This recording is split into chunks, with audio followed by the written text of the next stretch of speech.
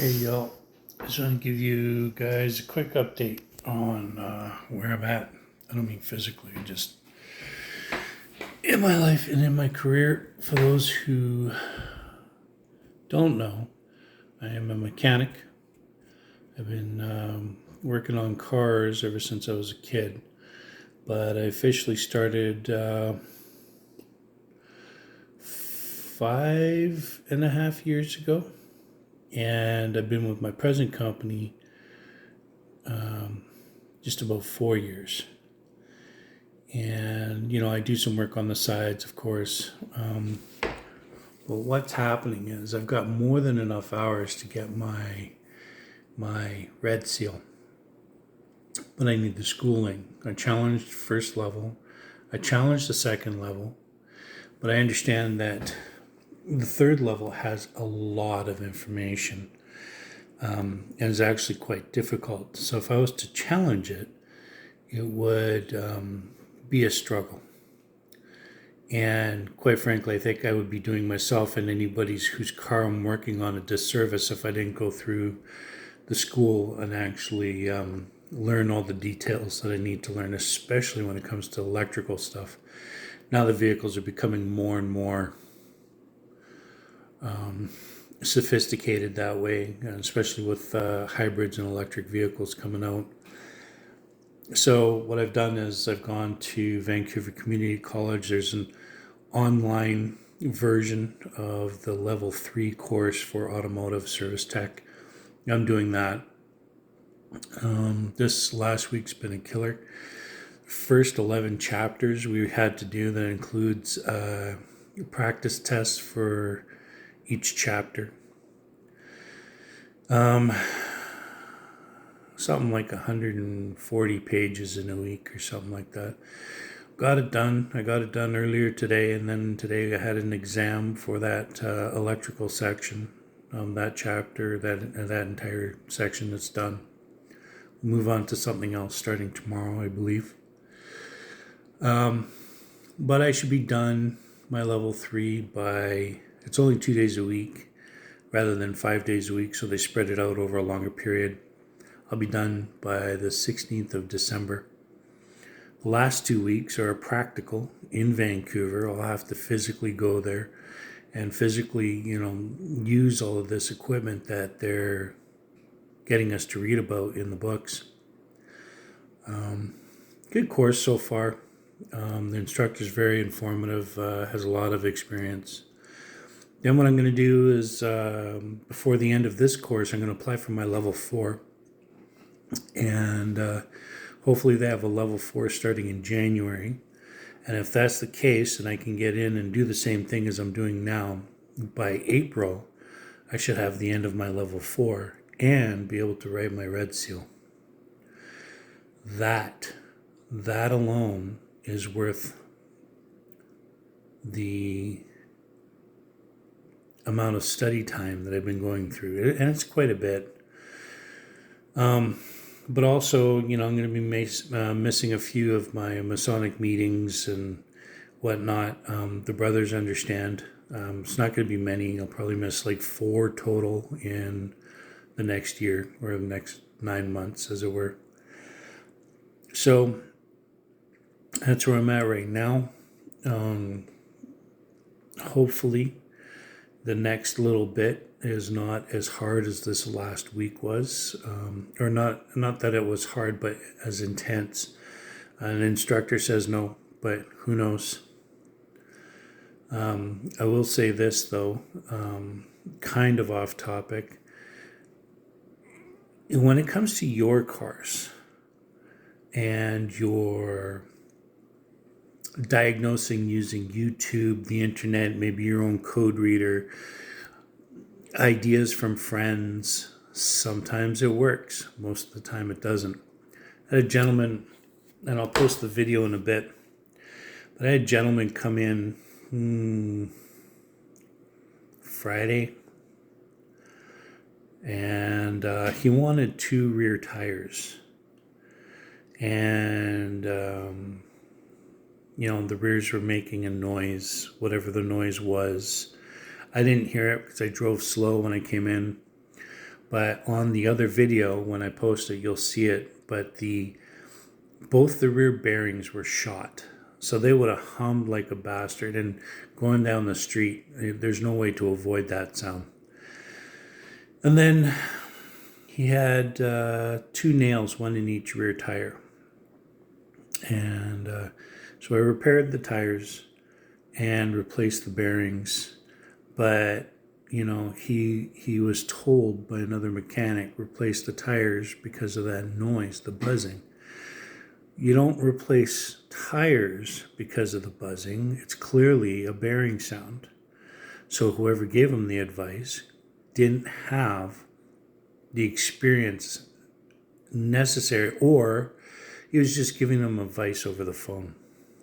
I'll give you another example. I had a gentleman who brings a lot of vehicles in. He lives just down the street, actually. And he buys and sells cars. Now, he bought a car from a lady, and I can't remember where she was, Cowichan or something like that.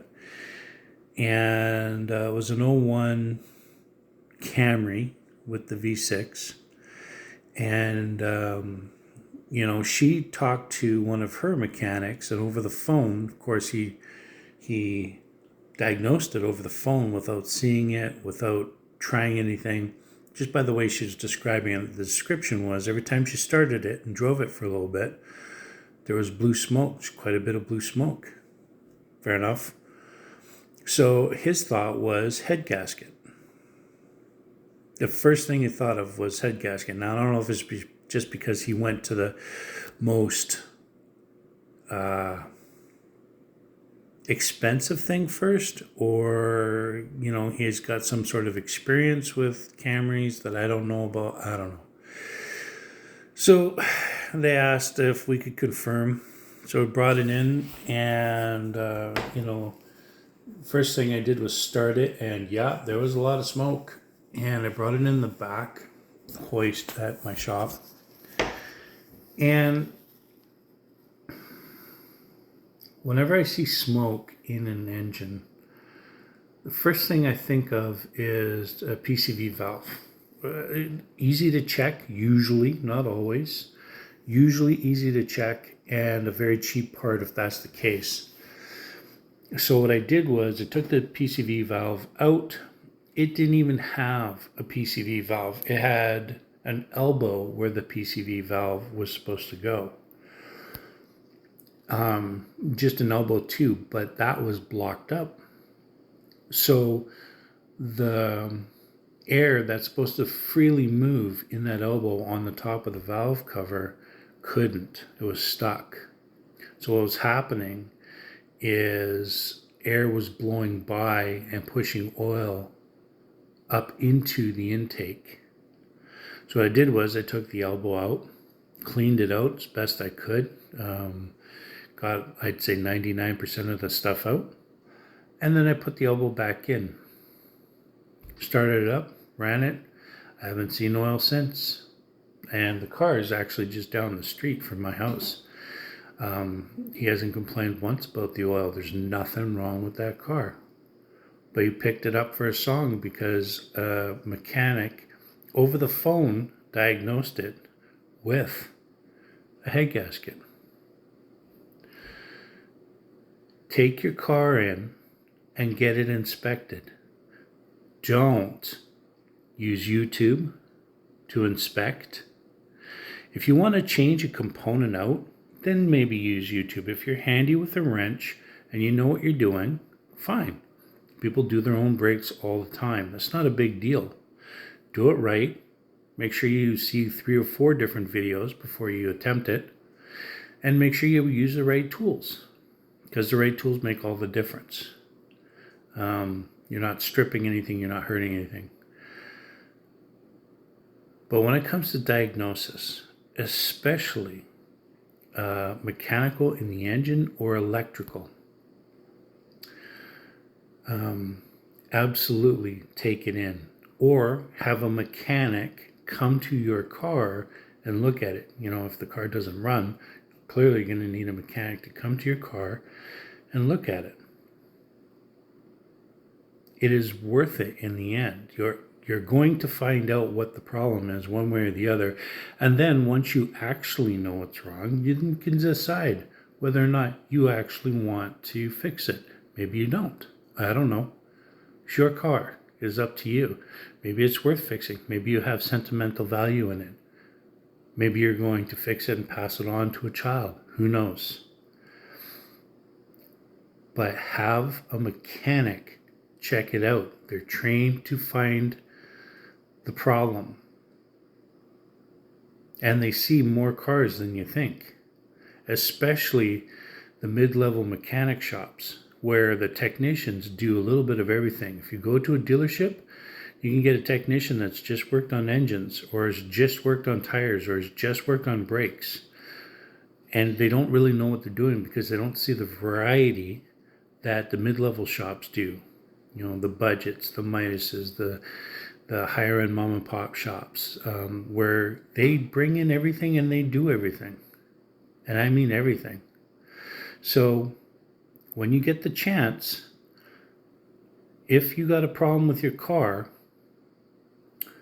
unless you're phoning a shop for an appointment, you really shouldn't be phoning a mechanic to get a diagnosis over the phone.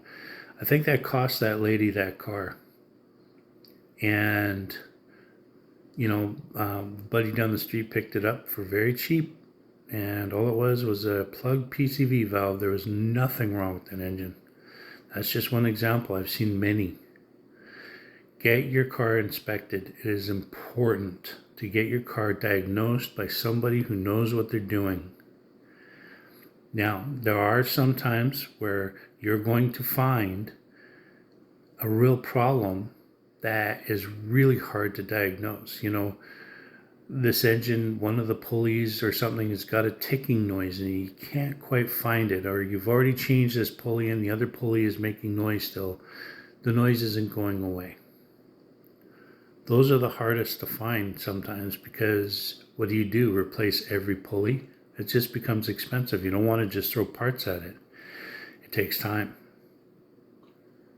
So bring your car in, phone, get the appointment, bring your car in. Get your servicing done on a regular basis. I've had to pull apart brakes, actually on the same car where the bearings are shot. I had to pull apart the rear brakes. The pads and the rotors were fine in the rears, but the actual slide pins that the caliper rides back and forth on were completely frozen. And the one took fire to get it loose enough to get it out. Fire. I had to heat that bastard up with a torch in order to get it out. The rest of them were stiff, but took some time. They came out. But that one, yeah. Luckily, I was able to save it. Otherwise, it would have cost them a caliper. And all it takes is to do a brake check every oil change.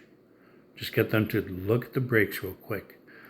Do a brake service every 2 or 3 oil changes. Just service the brakes. It's not hard to do, costs a little bit more money than the oil change, but you know what? Your brakes are functioning properly, and the most important part of any car, I would argue, is the brakes. If a car can't move forward, then there's not a lot of danger there, but if it's moving forward and can't stop, that's where the danger is. So, service, and do not diagnose your own vehicle off of YouTube. You can get an idea and suggest an idea to the mechanic when you come in. This is what I saw. I'm not sure if that's true or not, but this is what I saw. Maybe it's that. We'll take it in consideration. Why not? Because it may very well be what you're saying. But then I, as a mechanic, am going to test that.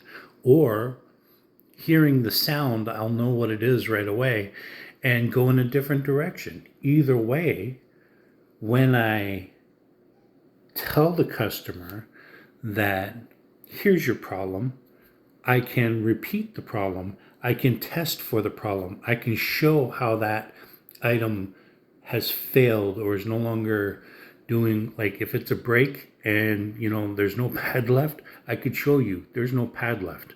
That's obvious. If I show you your crank shaft position sensor, I can physically show you with a meter that it no longer has a resistance inside. It's supposed to have a resistance inside. I can physically put it on and physically show you. And that is the difference. I can prove what's happening. I can test for it. And a lot of times when people diagnose, they don't test for it. They just think. They start throwing parts at it, which can be dangerous because every time you disturb something on a car, especially on an engine, there's a chance that it doesn't go back together quite right. Anyways, this is a bit of a rant. It's kind of long. I'm not going to let you guys go on too long. And, sit there, listen to me drone on and on and on. It's not the point of all this. I just, I used to work on planes and I love my planes. And I carry that same attitude with planes that I used to work on planes as I work on the cars now. I don't want to see anybody get hurt. I have kids that drive. I don't want them on the road with people who don't have vehicles that are up to par. It's that simple. That's what I want. I want to know that the vehicle, when it leaves, I'd be willing to put my family in your car. That is really important to me.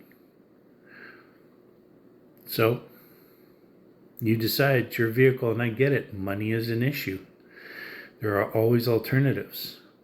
Or almost always alternatives. I can't say always alternatives. There are almost always alternatives to, an expensive fix. Unless your engine's seized, you've cracked a head, your frame is rusted out.